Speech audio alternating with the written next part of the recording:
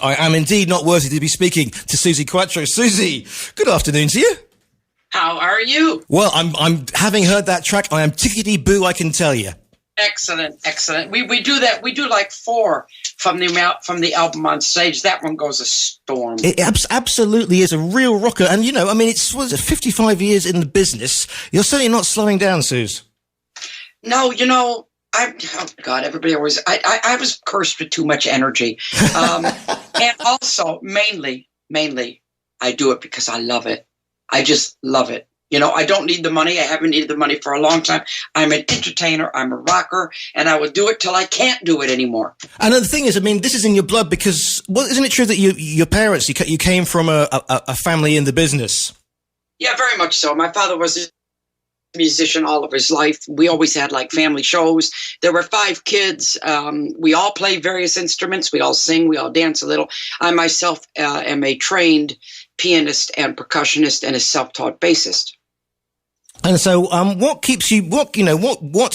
got you your big break? What was the first? Because everybody will remember you from, Can the Can and appearing on Top of the Pops, and, a generation of teenage rocking boys will never forget you, Suze. What was the big break and led you to getting on TV and getting those first singles out?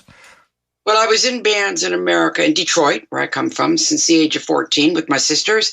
And that lasted for about 9 years apprenticeship. And then I got discovered by 2 record labels at the exact same time. One was Elektra in America, and the other was Mickey Most here in UK. And I had 2 offers at exactly the same time to go solo.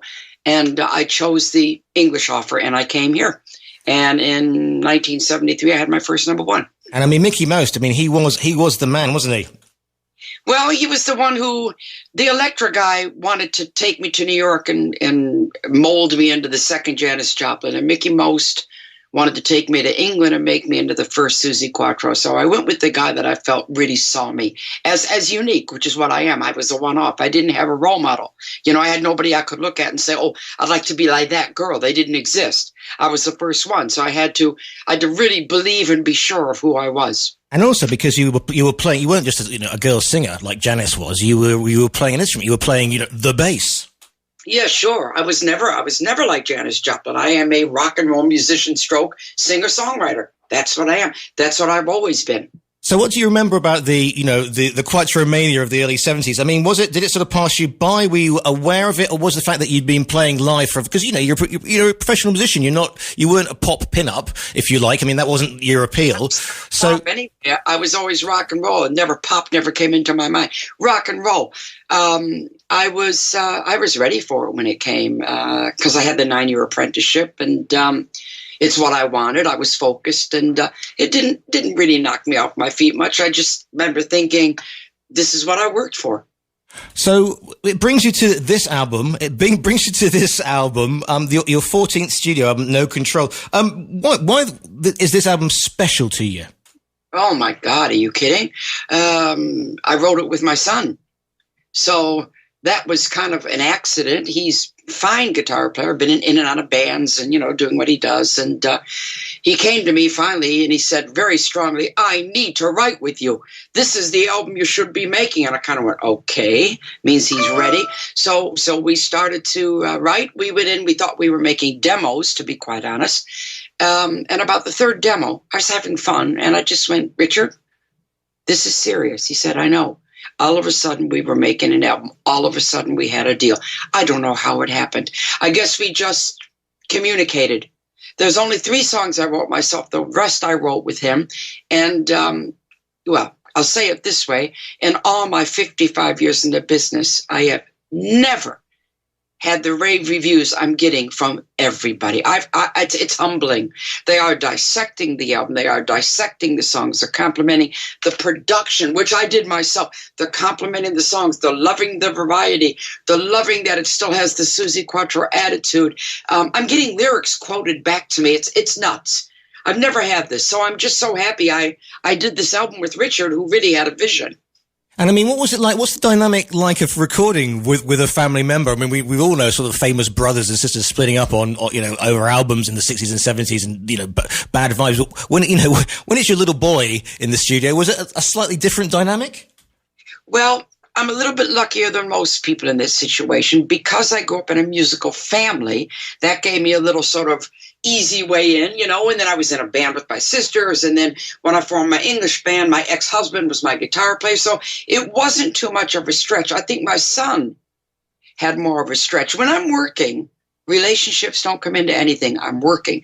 And I remember we did sit down with the first track we were making, which was Don't Do Me Wrong. And just a demo, and I'm singing and playing the bass, and he's playing the guitar. And he just stopped. And I said, "What's the matter?" And he said, "Oh my God, all of a sudden I'm in the studio with Suzi Quatro."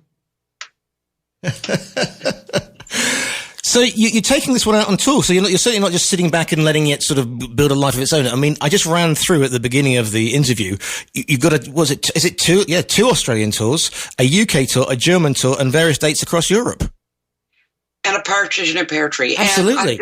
And I'm one of those kind of people that's a worker. What can I tell you? I just did the UK Arena Tour, second time headlining it. I'm now doing my solo shows in Germany, 2 hours with an interval, no support. I love it. I was born to entertain. End of story. I mean, is the dynamic any different now from touring now than touring back in the 70s? Or has it always been, if you like, your lifeblood, what keeps you fresh and what keeps you a rocker? I do love what I do, always. But what's nice now is I have a whole life to draw on when I go on stage. So when you see my whole show, you get the whole rainbow. It's like you've grown up with me. It's good stuff. I was going to say, I mean, what are the fans like? Because they've been with you. I mean, incredible to believe it's 55 years this year. But what are the fans like at the gigs, and how much time do you spend with them? How much communication do you have with them? Well, I have total communication on stage. I talk to the audience all the time. Sometimes there's meet and greets. I do Facebook. There's all sorts of things. I keep in touch with everybody. I'm pretty feet on the ground.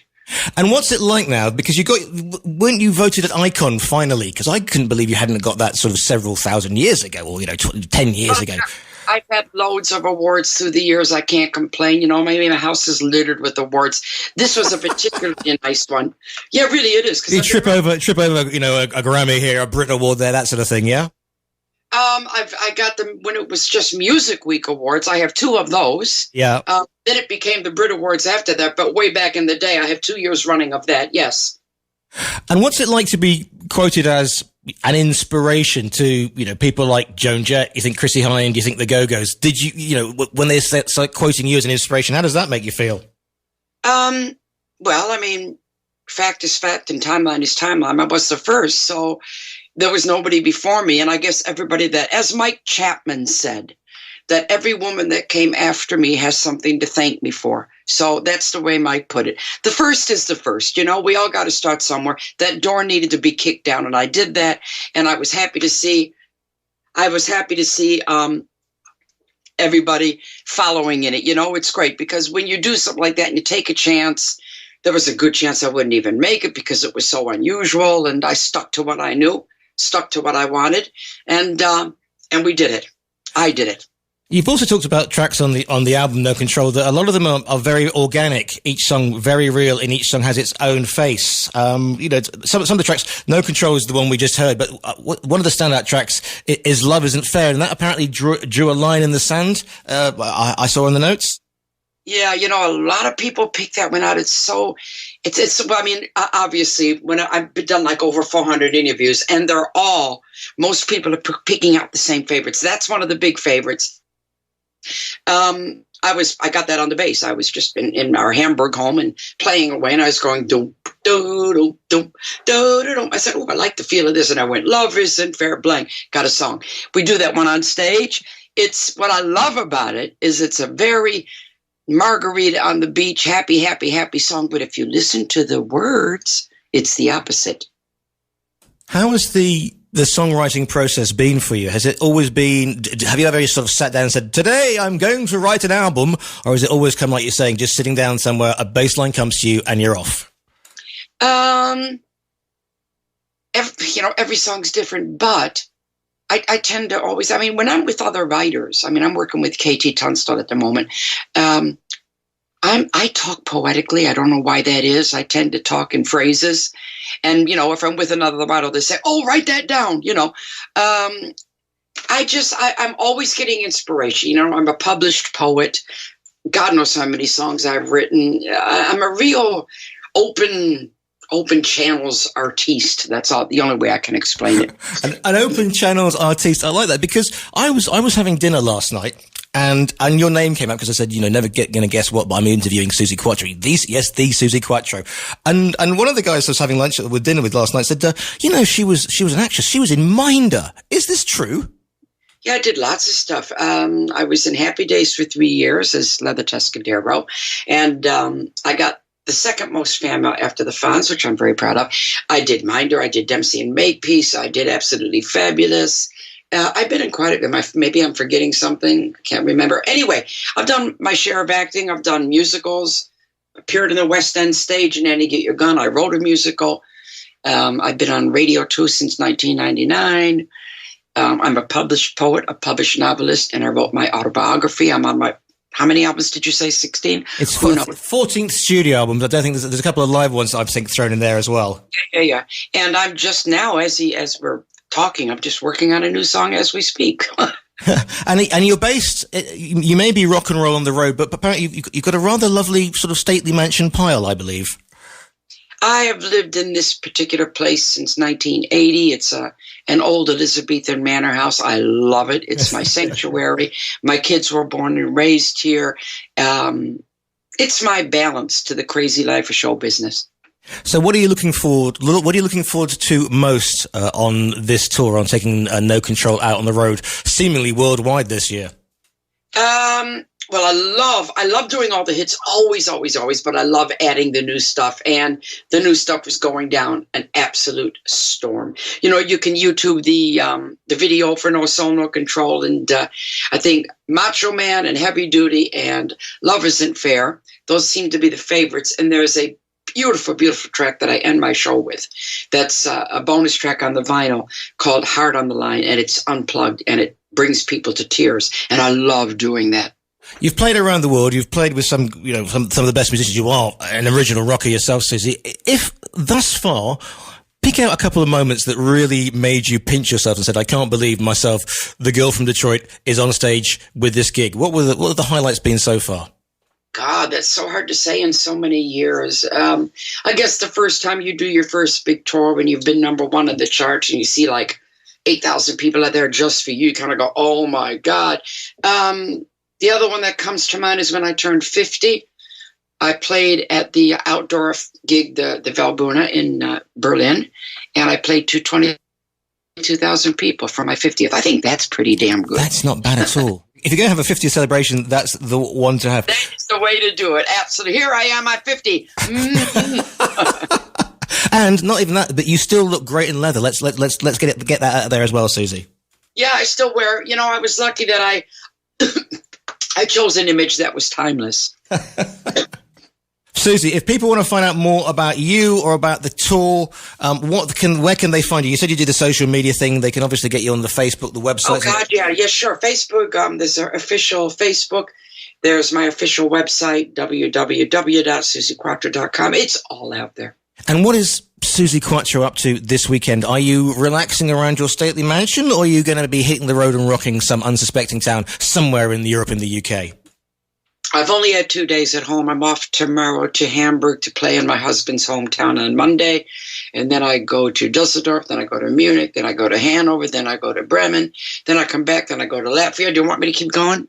I wanted to keep going. Just keep going, Suzi, and we'll follow you all around the world. Don't worry about that. The new album is called No Control. It's by Suzi Quatro. It's not very often I say this, but it's been an absolute pleasure to speak to a living legend and such a thrill. Suzi Quatro, I think we'll play out with Love Isn't Fair. Thank you so much for your time today. Thank you so much. Okay, bye-bye.